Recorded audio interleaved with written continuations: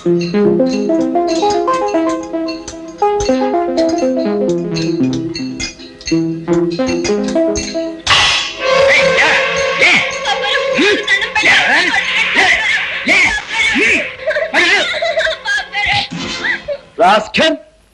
మనిషివా పశువా? డబ్బు పేరు చెప్పి కన్నవాళ్ళ నుంచి పసివాళ్లను విడదీసి జాలి దయా లేకుండా మండుటెండలో వాళ్లతో పనులు చేయిస్తావా? ఇదిగా నేనా వడ్డీ వ్యాపారిని. నాకు డబ్బు ముఖ్యం. 1000 రూపాయలు అప్పిస్తాను. పొలం నా పేరు తాకట్టు అవుద్ది. నెలకి 1000కి 100 రూపాయలు వడ్డీ. ఆ వడ్డీయే ఆ పిల్లోడికి నెల జీతం.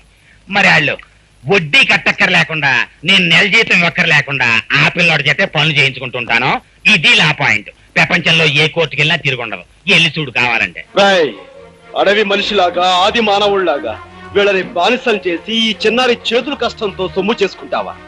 వాళ్ళ తల్లుల కడుపు సోకో నేను నిలువు నా కూల్చి పారేస్తుందిరా. ఇదిగా మునీశ్వరుల్లా ఊరికే చేపనార్థాలు పెట్టం కాదు. 5000 సొమ్ము నా మొఖాన కొట్టు. అప్పుల కాగితాలు చింపేసి దానికి సరిపడా పిల్లల్ని వదిలిపెట్టేస్తాను. ఆఫ్టర్ ఆల్ 5000 కదా నీకు కావాల్సింది.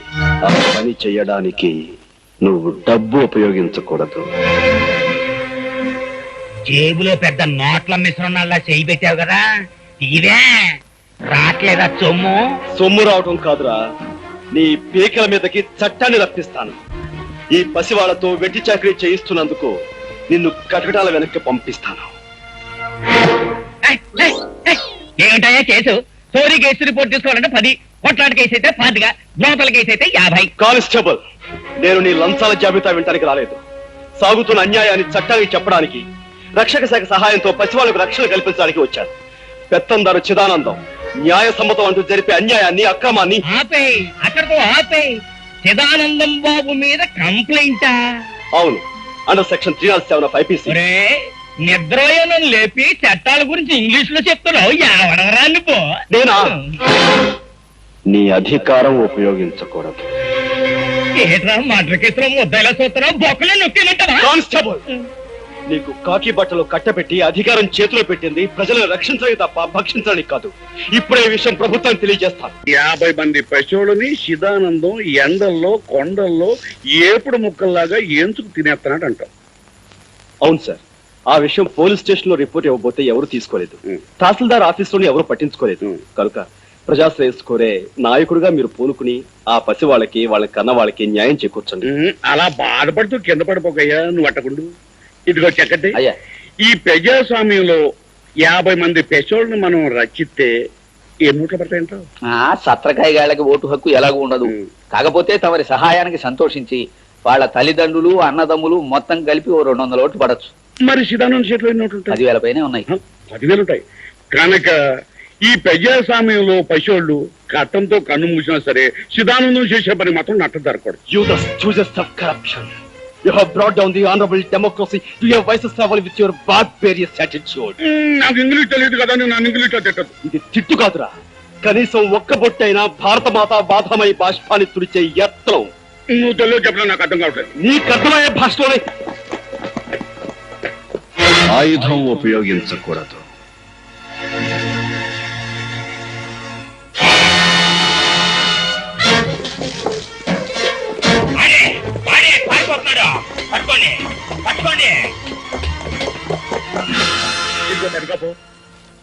ఆయన్ని పోలీసులు పట్టుకునే లోపల మన మనుషులు పెట్టి ఆయన్ని చంపించాయి. పోలీసులు ఎన్కౌంటర్ లో చచ్చిపోయింది రాంచేద్దాం. నాతో ఫ్రెండ్షిప్ మొదలెట్టాక నీకు కూడా ఎండన విడియాలు వస్తున్నాయి.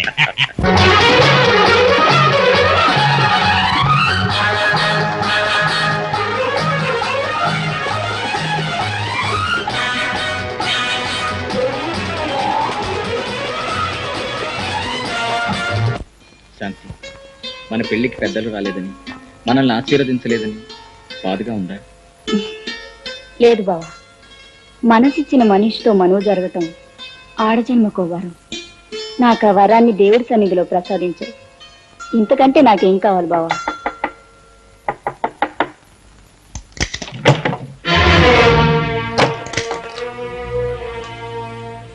అవునే, నువ్వు ఏంటనే, ఏం జరిగింది? అవన్నీ తర్వాత చెప్తాను. క్షమించండి, రాకుండా సమయంలో వచ్చాను. నేను ఇంటిగా బయటికి వెళ్ళిపోతాను. ఆగనయ్య, నిన్ను చూస్తుంటే ఏదో ప్రమాదంలో ఉన్నట్టున్నావు. అసలు ఏం జరిగింది? అదేనమ్మా, చిదానందం చేతిలో చిక్కుకున్న పసివాళ్ళని రక్షించడానికి వచ్చాను. కానీ వాళ్ళ మనుషులు, పోలీసులు నా ప్రాణం తీయడానికి నా వెంటపడ్డారు. నేనే గనక వాళ్ళ చేతిలో చనిపోతే ఆ పసి వాళ్ళకి ఏ దిక్కు ఉండదమ్మా. అందుకే వాళ్ళ నుంచి తప్పించుకోవాలని. మరేం పర్వాలేదు అన్నయ్య, నీకేం భయం లేదు. బావా, అన్నయ్యని ఎలా అయినా కాపాడుకోవాలి. నీ కోసం, నా కోసం కాదు, మనలాంటి వాళ్ళందరి కోసం అన్నయ్యని కాపాడుకోవాలి.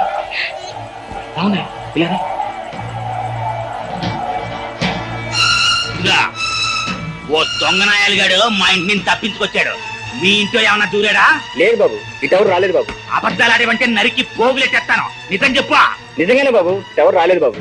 నీతో మాట్లాడి నాకు చెకింగ్ చేస్తానుండు. బాబు, ఏంటి? నిన్ననే మా అన్నయ్యకి పెళ్ళైంది. ఈవేళ శోభనం జరుపుకుంటున్నారు బాబు. శోభనమా? కళ్ళతో సూత్తే కన్నా మనం. బాబు,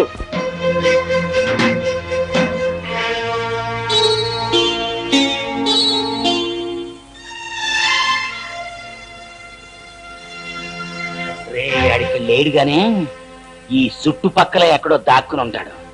మొత్తం ఎతకండి. కనపడగానే నరికి అవతల పాడేయండి. ఆడికి ఆశ్రయం ఇచ్చిన వాళ్ళు కూడా నరికి అవతల పాడేయండి. ఎవడర్థం వస్తాడో చూస్తాను.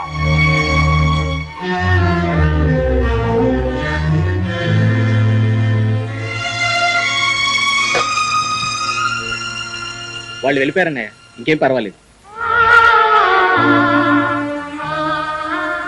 మనుషులకు మనసులు ఉంటాయని తెలుసు, కానీ అవి ఎంత గొప్పగాను, ఎంత ఉన్నతంగా ఉంటాయని ఈ రోజే తెలుసుకున్నాను. అమ్మా, చిన్నదానివి, నిన్ను చెల్లెనాలో, చేసిన ఈ గొప్ప పనికి తల్లనాలో నాకు తెలియటం లేదు. భర్తకి, బిడ్డకి తప్ప తన పక్కన మరెవ్వరికీ స్థానం ఇవ్వదు ఆడదే. అలాంటి పవిత్ర స్థానంలోకి నన్ను తీసుకుని కాపాడు నువ్వు నిజంగా తల్లితో సమానం. ఏమిచ్చి మీరు రుణం తీర్చుకోవాలో నాకు తెలియటం లేదు. అదే మాట అన్నయ్య, నువ్వు మా కోసం, మా పల్లె కోసం చేసిన సాయం ముందు, త్యాగం ముందు నేను చేసింది ఏ పాటిదన్నయ్య. నువ్వు 10 కాలాల పాటు చల్లగా ఉండటమే మాకు కావాల్సింది. అమ్మా, పవిత్రంగా జరగాల్సిన మీ మొదటి రాత్రి నా కారణంగా పాడైంది. అందుకే నేను వెళ్ళి పూలు తీసుకొచ్చి మంగళప్రదంగా మీ మొదటి రాత్రికి అలంకారం జరుపుతాను. ఒక అన్నగా నన్ను తృప్తి పొందనివ్వండి.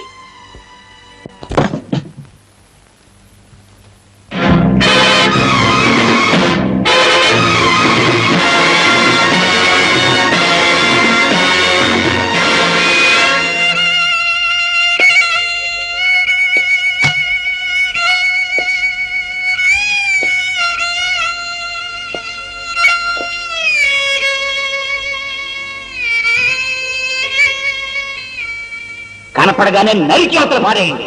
ఆడికి ఆశ్రయం ఇచ్చిన వాళ్ళు కూడా నరికి అవతల పాడేయండి. ఎవడర్థం వస్తాడో చూస్తాను.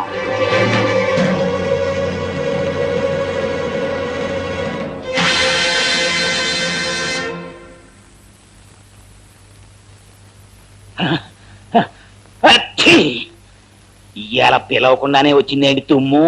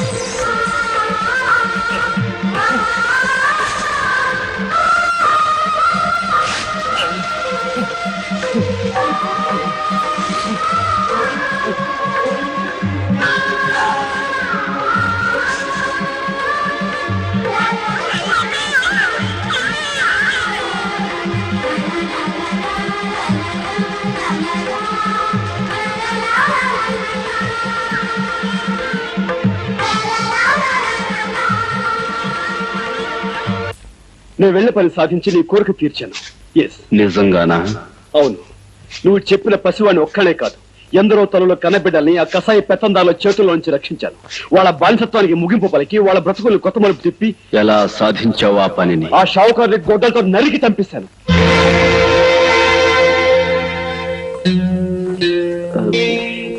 గొడ్డలతో నరికి అంటే ఆయుధం ఉపయోగించక తప్పలేదన్నమాట.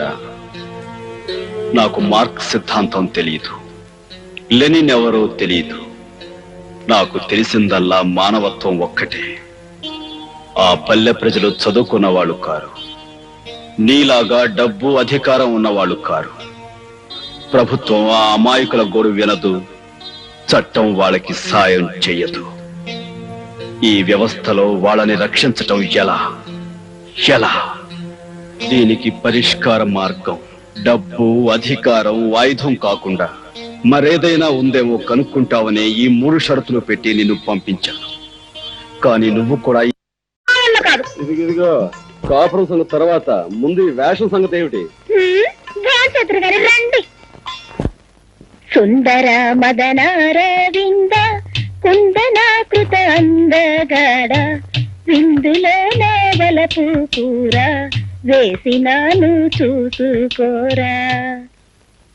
కందిపప్పు పచ్చడిలోన కారం ఎక్కువ చిన్నదాన, ఎర్రబడ్డ కళ్ళలోన పొలపులెక్కడ వెర్రీదానా. శృంగారం అంతా రంగరించి వండి పెడితే అమ్మా తల్లి, రేఖమ్మ తల్లి, నిన్ను చూస్తుంటే నాకేదో అనుమానంగా ఉంది. కొంపతీసి నీకేమైనా మతి భ్రమించిందేమో. నాకు తెలిసిన మంచి మెంటల్ డాక్టర్ ఉన్నాడు, కావాలని వెళ్దాం. అమ్మా బొమ్మ పెద్ద మంచం మీద పరుపేసి పడుకోరా మగడా అంటే పండక్కెళ్ళిన పెద్దమ్మ పొద్దున్నే వస్తుందా అన్నట్ట. నీలాంటి మొగుడారో. ఈ సింటర్ అవే పెళ్లి కూతురా అంటే ఇల్లంతా నాదే అత్త కొడక అందట. నీలాంటి రాక్షసు ఎవరు? అవును, నాకు తెలియక అడుగుతాను. ఇంట్లో మా అమ్మ లేకుండా చూసి పైగా పెళ్లి కాకుండా అసలు ఏమిటి వీరవిహారం? చెప్పు, పెళ్ళైతే థ్రిల్లే ఉంది. అమ్మా మాటకు మాట అంటున్నావే. చేతకు చేత చూపించినా?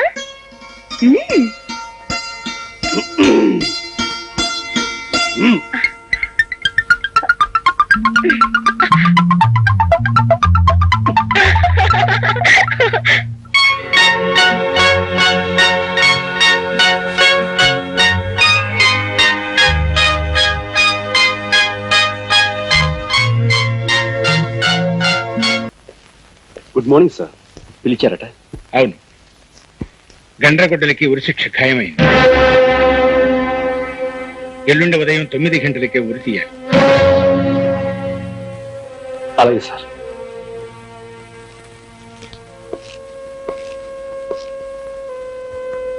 నాకు ఉరి ఖాయమైందనుకుంటాను.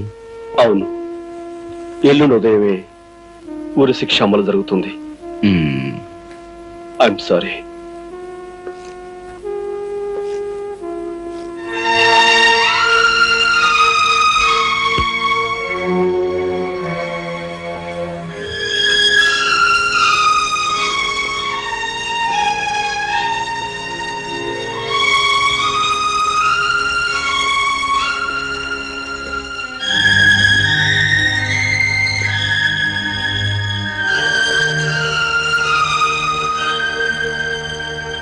బాబు, ఏమిటలా ఉన్నావు?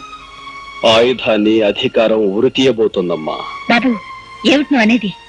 గండ్రగొడ్డల్ని ఎల్లుండి ఉరి తీయవలసిందిగా పైనుంచి ఆర్డర్స్ వచ్చాయి.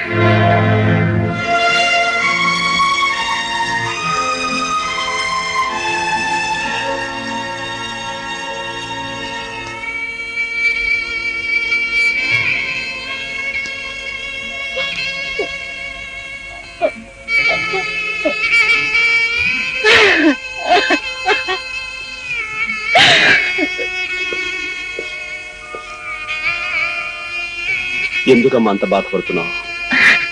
అదే లేదు బాబు. నాకు తెలియదు అనుకున్నావా? గండ్రగొడ్డలు నాకు అంతా చెప్పేశాడమ్మా.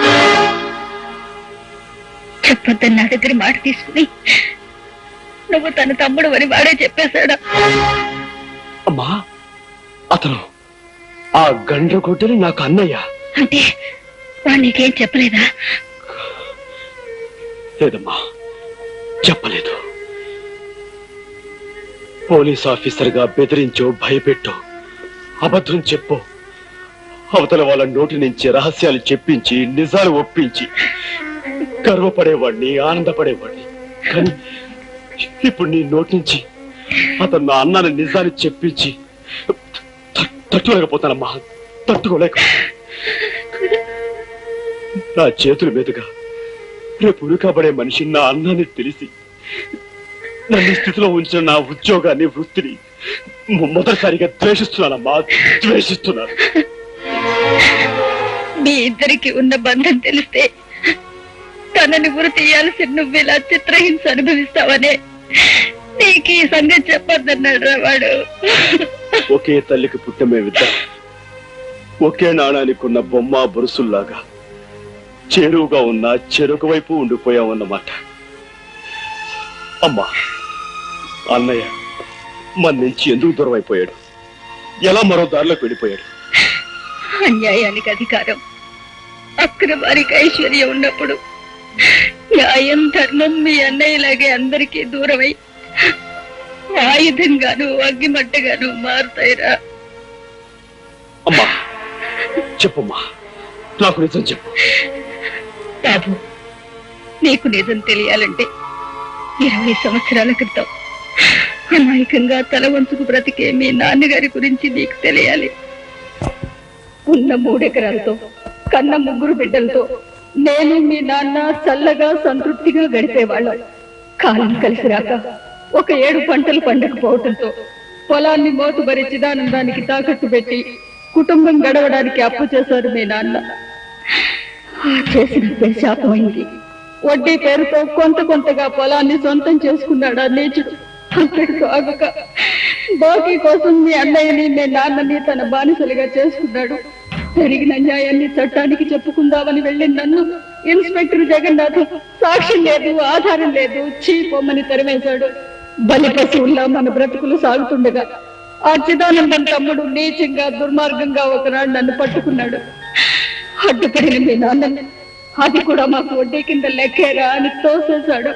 పక్కనే ఉన్న ఇనుప నాగల మీద పడి మీ నాన్న ప్రాణం వదిలాడు. నా మీద జరిగే అత్యాచారాన్ని తట్టుకోలేని మీ అన్న రాము గుణపంతో వాడిని పొడిచి చంపాడు. తనంతో చిదానందం మనుషుల నుంచి తప్పించుకోవటానికి చంటిదాన్ని తీసుకుని వాడు, నిన్ను తీసుకుని నేను వేరే దారుల్లో పారిపోయాం. అమ్మా, అన్నయ్య తనతో తీసుకుపోయిన చెల్లాయి ఉంది బాబు. వాడి ఆఖరి కోరిక నువ్వు పల్లెకి వెళ్ళి ఏ కన్న తల్లికి కడుపు శోకం పోగొట్టి బిడ్డని కాపాడావో ఆ తల్లే నీ చెల్లెల్రా. అంటే అంటే లక్ష్మణ చెల్లాయ?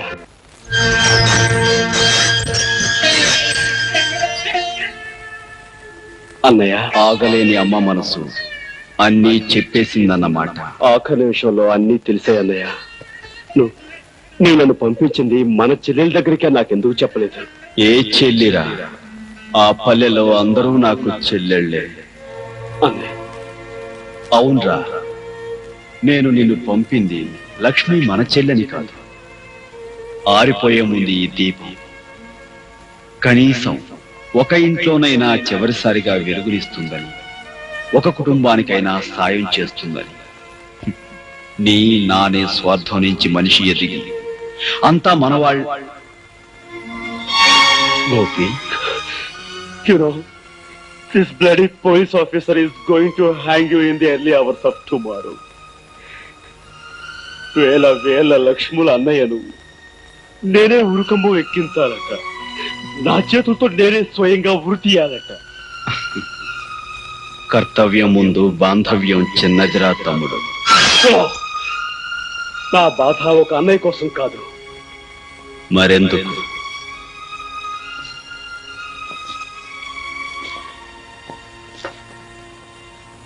ఎంత చిన్న ప్రశ్న, కానీ సమాధానం మాత్రం మన సమాజం అంత పెద్దది, మన రాజ్యాంగం అంత క్లిష్టమైనది. Now I'm proud of you Gopi. నిన్ను చూసి నిజంగా నేను గర్వపడుతున్నాను రా. Go head. నీ దారిలో నువ్వు, నా గమ్యానికి నేను. ఈ కథకు ముగింపింతే. Go head.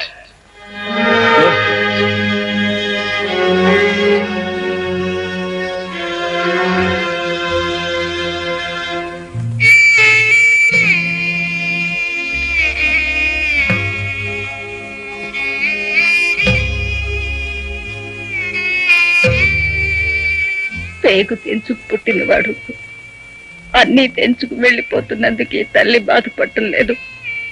కానీ ఒకప్పుడు నా ఇంటికి కంటికి దీపమైన వాడు ఇప్పుడు 1000 బ్రతుకుల్లో దీపాలు వెలిగించి వెళ్ళిపోతున్నందుకు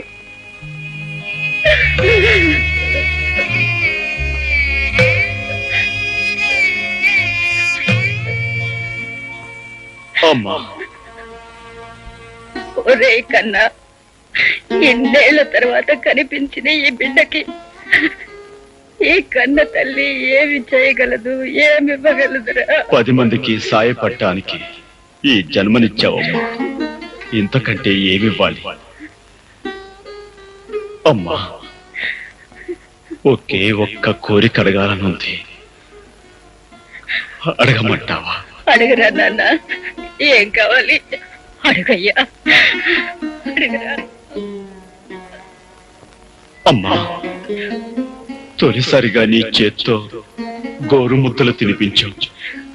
అలాగే ఆఖరిసారిగా నీ చేత్తో అన్నం ముద్ద తినాలను ఉందమ్మా. రాము బాబు.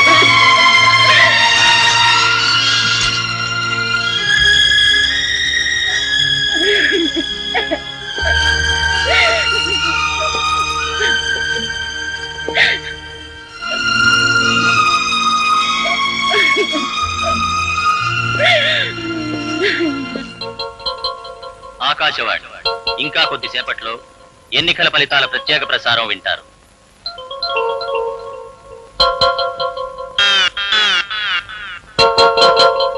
కొంపదీసి పోయారేంటండి బాబు? పాపి చిరాయి అన్నారు, ఆయన ఎందుకు పోతాడండి? మరి కాలు చేతులు ఆటలేదు. అయితే ఒక శ్వాస కూడా ఆటలేదండి బాబు. మీరెందుకండి కంగారు పడతారు? కాసేపు ఆగండి, ఆయన శ్వాస ఆడుతుంది, ఆయన లేచి ఆడతాడు. ఇప్పటి వరకు జరిగిన ఓట్ల లెక్కింపులో కత్తి గుర్తు అభ్యర్థి శ్రీ దామోదరం గారు సుత్తి గుర్తు అభ్యర్థి రాజారావు గారి కంటే 800 ఓట్ల లీడింగ్ లో ఉన్నారు. అయ్యా, ఎలాగూ లీడింగ్ తమరే గనక కొయ్యి పారిపోనక్కర్లేదు. కాకో పాలో డికాషనో ఏదో ఒకటి తీసుకుని నిమ్మకాయ రసం పుచ్చుకుంటాను చక్కటి. ప్రస్తుతం లెక్కింపు జరిగిన ఓట్లలో శ్రీ రాజారావు గారి కంటే శ్రీ దామోదరం గారు 300 ఓట్లు వెనకబడి ఉన్నారు. ప్రస్తుత ఓట్ల లెక్కింపులో శ్రీ రాజారావు గారి కంటే శ్రీ దామోదరం గారు 1000 ఓట్ల లీడింగ్ లో ఉన్నారు. నేను 1000 ఓట్ల లీడింగ్ లో ఉన్నానా? లీడింగ్ లో ఉన్నా లేకపోయినా తమరు బతుకున్నారు, అదే 10,000. కడపట అందిన వార్త ప్రకారం శ్రీ దామోదరం గారు 3000 ఓట్ల మెజారిటీతో రాజారావు గారి మీద విజయం సాధించారు.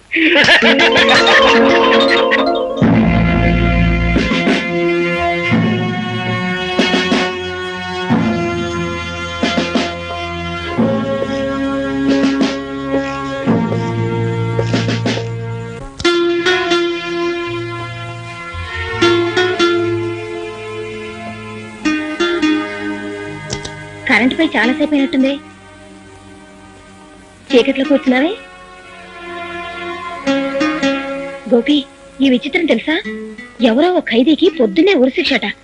ఊళ్ళ నుంచి జనం బళ్ళు కట్టుకుని వస్తూనే ఉన్నారు. ఆఖరిసారిగా అతన్ని చూడాలని జైలు కూడా అవతల దీనంగా కూర్చొని ఉన్నారు. ఎవరా ఖైదీ? చాలా గొప్ప మనిషా? అవును, గొప్ప మనిషి. నీ మూడ్ సరిగ్గా ఉన్నట్లేదు. ఉండు, కాఫీ తీసుకొస్తాను. రేఖ, ఉమ్?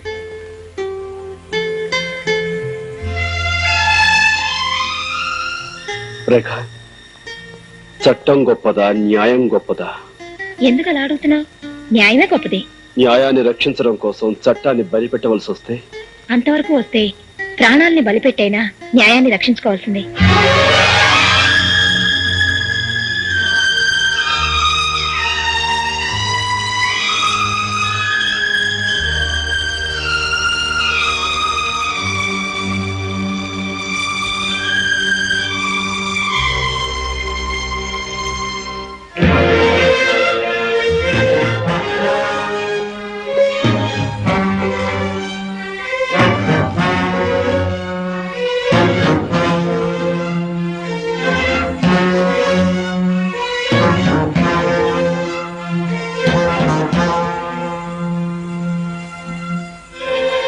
పల్లెలో ప్రతి మనిషి ప్రతిరోజు నిన్నే తలుచుకుంటున్నా.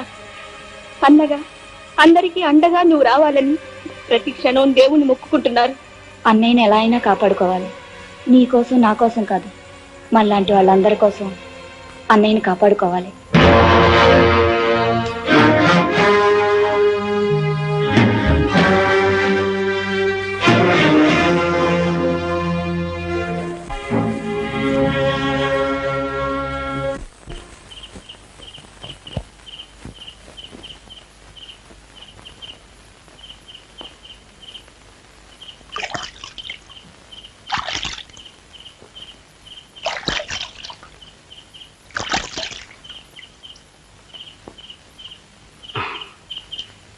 తీసుకువెళ్ళడానికి వచ్చావా తమ్ముడు?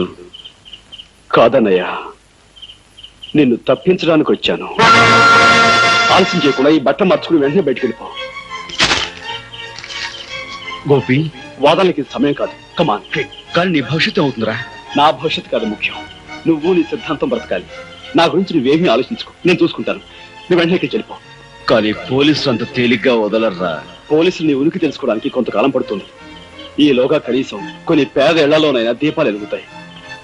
బయట ప్రపంచానికి నీ అవసరం చాలా ఉందన్నయ్య. ఇంత రిస్క్ తీసుకుని ఇదంతా ఎందుకు చేస్తున్నావో నాకు అర్థం కావట్లేదు. ఇదిగో ఈ ఉత్తరం చదివితే నీకే తెలుస్తుంది. ఇప్పుడు కాదు, బయటికి వెళ్ళాక తిరిగి చదువుకో. ఆలస్యం అయిపోతుంది. నువ్వు బయలుదేరు. జాగ్రత్త. అన్నయ్య, నువ్వు నన్ను ప్రశ్న అడిగావు, జ్ఞాపకం ఉందా? ఉరి తీసేలోగా సమాధానం దొరికితే చెప్పమని. నా సమాధానం ఆ ఉత్తరంలో ఉంది.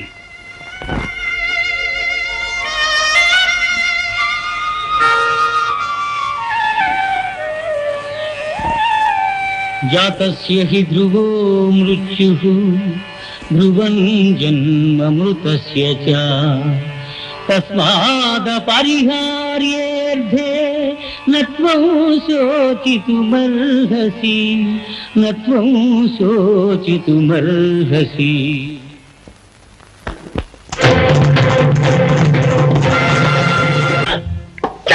తర్వాత మన ప్రోగ్రామ్ ఏంటి?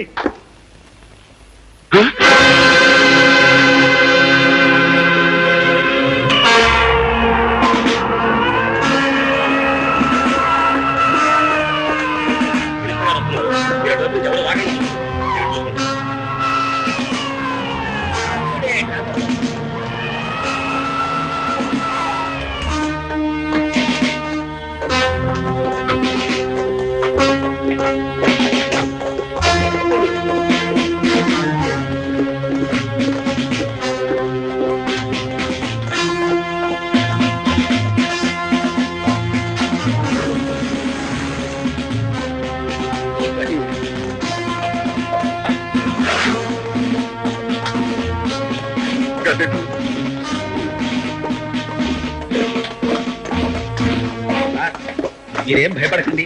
ఏమైనా సరే పోలీసు వేషంలో వస్తే తప్ప తమని కుట్టలేదు.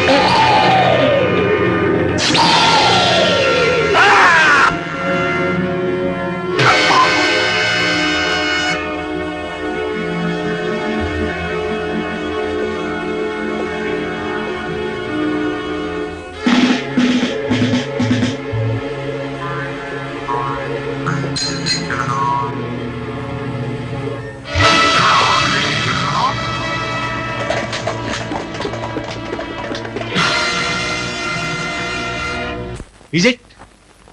My God. వాడిని ఎలాగైనా సరే పట్టుకుని చంపండి. పావు గంటలోగా వాడు చచ్చాడన్న వార్త నాకు తెలియాలి. ఈలోగా ఇక్కడ రెండో వాడి విషయం నేను చూసుకుంటాను. ఎస్.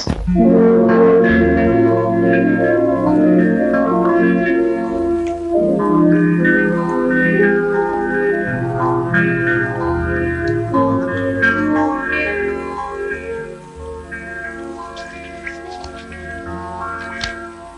పుడుతూ ఉంటారు, పోతూ ఉంటారు. కానీ మానవ జాతిని ముందుకు నడిపించే సిద్ధాంతం మాత్రం ఎప్పుడూ బ్రతికే ఉంటుంది. నువ్వు నమ్మిన సిద్ధాంతాన్ని ఈ ప్రపంచానికి తెలియజేయడానికి నువ్వు బ్రతికుండాలి. ఈ లోకానికి నువ్వు కావాలి.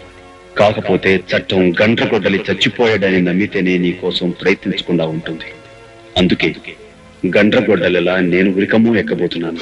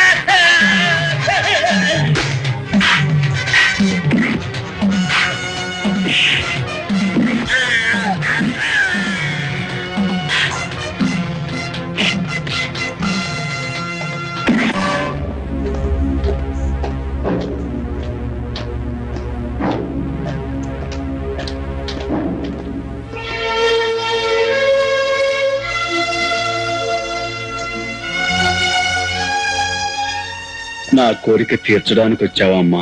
అవును బాబు, ఎంతో కాలంగా నువ్వు అడుగుతున్న కోరికను ఈ రోజు తీరుద్దామని వచ్చాను.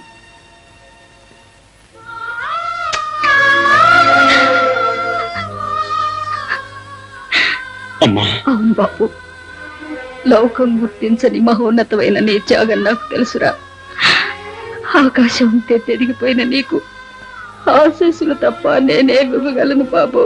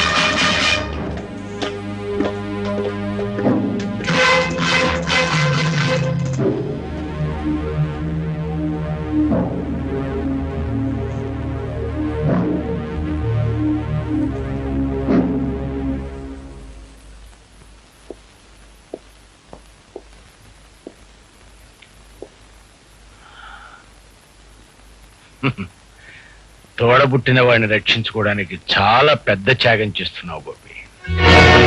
కాకపోతే నువ్వు చేస్తున్న ఈ త్యాగం వృధా. ఎందుకంటే నువ్వు రక్షించి బయటికి పంపించిన నీ అన్న మేము ఏర్పాటు చేసిన రౌడీల చేతుల్లో ఈ పాటికి చచ్చుంటాడు. నువ్వు ఇప్పుడు ఇక్కడ చట్టం చేతిలో చావబోతున్నావు.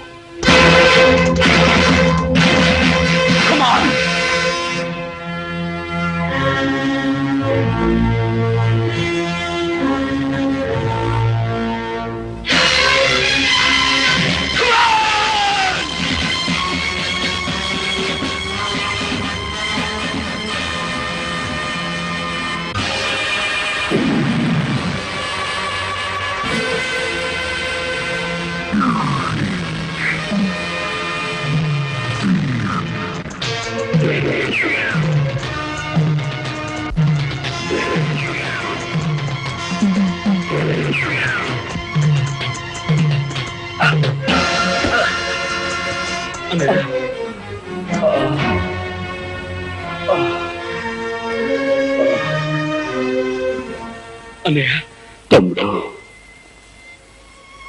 అన్నయ్య తమ్ముడు, హిమాలయాల కంటే ఎత్తుగా ఎదిగిపోయిన నీ వ్యక్తిత్వం చూసి నాకే చేతులెత్తి నమస్కరించాలనిపిస్తోందిరా.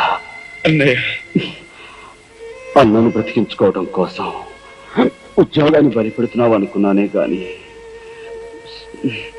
సిద్ధాంతాన్ని బ్రతికించుకోవడం కోసం ప్రాణాన్ని త్యాగం చేస్తున్నావు అనుకోలేదురా. తమ్ముడు, ఏ క్షణమైతే నువ్వు ఉరుకంబానికి భయపడటం మానేశావో ఆ క్షణమే నేరం చేసిన చట్టాన్ని ఆయుధంతో అంతం చేసే ధైర్యం నీకు వచ్చిందిరా. వెళ్ళు తమ్ముడు, నువ్వు విజయం సాధిస్తావనే నమ్మకం నాకుందిరా. నీ నుదుటిన రక్త సింధూరమై నేనుంటాను. ఎప్పటికీ నీతో, నీలోనే జీవిస్తూ ఉంటానురా. వెళ్ళు తమ్ముడు, నీకోసం ప్రపంచంలో అనాథలు, అభాగ్యులు అందరూ ఎదురు చూస్తున్నారా. అస్థి మూల పంజరాలు, ఆర్తరావ మందిరాలు. అత్తయ్య,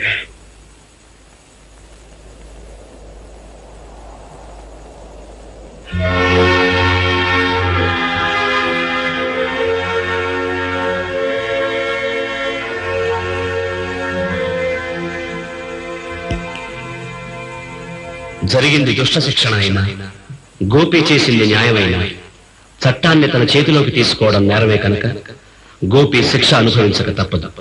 అందుకే కేసు పూర్వాపరాలు పూర్తిగా పరిశీలించి న్యాయస్థానం అతనికి జైలు శిక్ష విధించింది.